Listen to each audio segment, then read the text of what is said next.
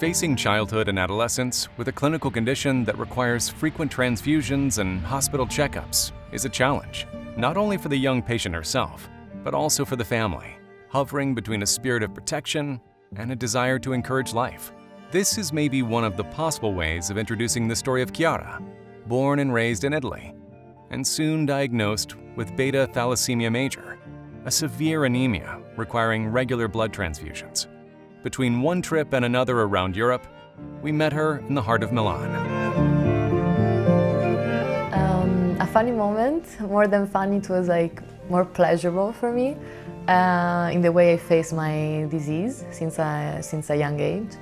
Was like my mom sometimes would try to spoil me a little bit on the fact that maybe after the transfusion she would take me to a restaurant that I like, or she would get me the food that I wanted, or for example after the blood test, you know, the day before the transfusion where I was feeling really tired, I was a bit down, she would take me not to school sometimes, you know, I would just like quit the first hour of school, I would enter the second hour and she would be like, no wait, today we take the day off for ourselves, we go shopping or to watch a movie. So for me, that's a really good memory that I associate with my disease. So basically, I found out, like I started feeling not well around 3 years old, and I started fainting really frequently, and not as a normal kid does. And my parents got very worried, and we went through all the processes, you know, to diagnose something, to find the root of the problem. Later on, like 3 years later, I was diagnosed with beta thalassemia intermediate, but I'm transfused almost as a minor. You have your life and you're a kid and you want toys, and especially like when you get to teenage, you want like superficial stuff, let's say shallow stuff, as you should.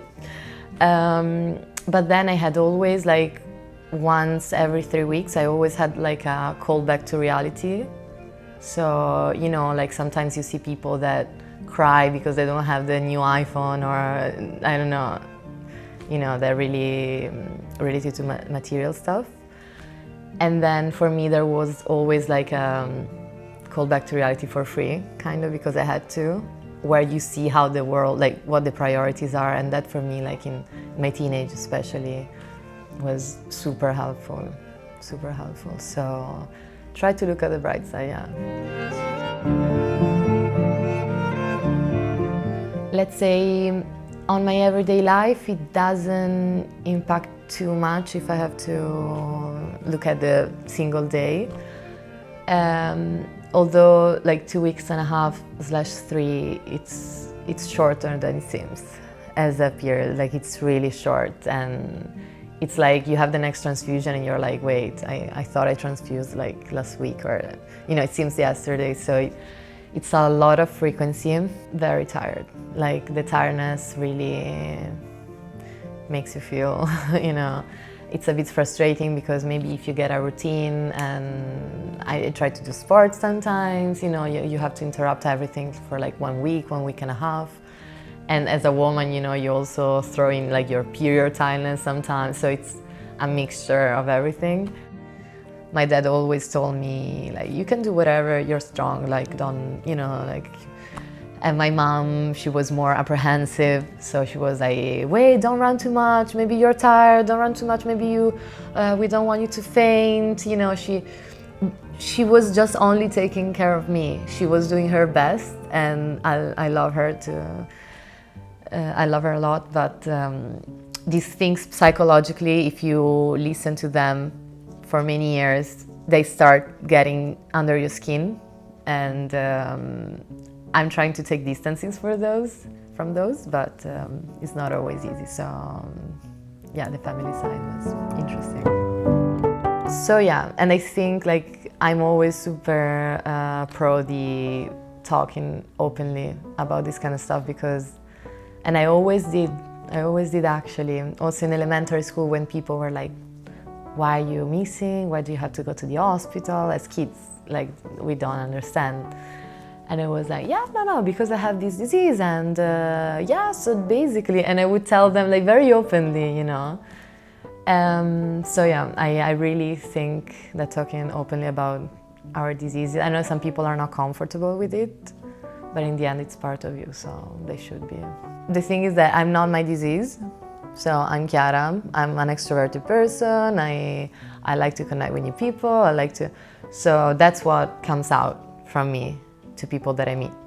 Then when this comes into play, because sometimes I just mention it, you know, casually, like, yeah, I cannot, because some people tell me there are a lot of opportunities somewhere else, you should go there maybe to live, and I'm like, hey, I have to be here because I have some treatments, nothing major because people get concerned.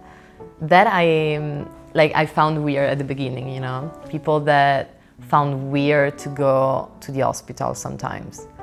Like, I am hearing of people not having like any checkup done for like 5 years in a row. Crazy. do have checkups. And, never thought about thalassemia, like my thalassemia, as rare, because in Italy we are so many, and I never felt like the only one. But then you start traveling, and you know you're the first one in, like the only one in that sector, maybe in that hospital. For example, I remember I was very surprised because in Denmark I was the only European with thalassemia. All the other patients were, there were a couple of Iranians, one Thai. Yeah, they were like Asian/Middle East.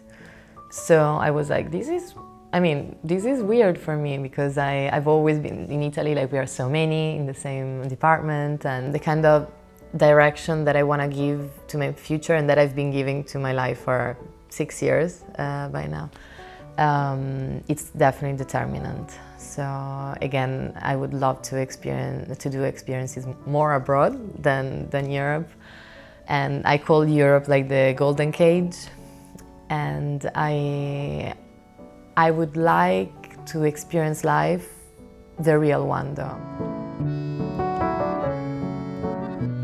The quality of life of a person, beyond mere clinical issues, can greatly depend on the availability of health services in the various territories.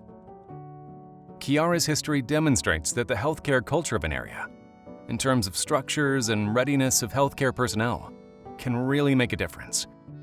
Even more so when it comes to pathologies with a certain degree of rarity.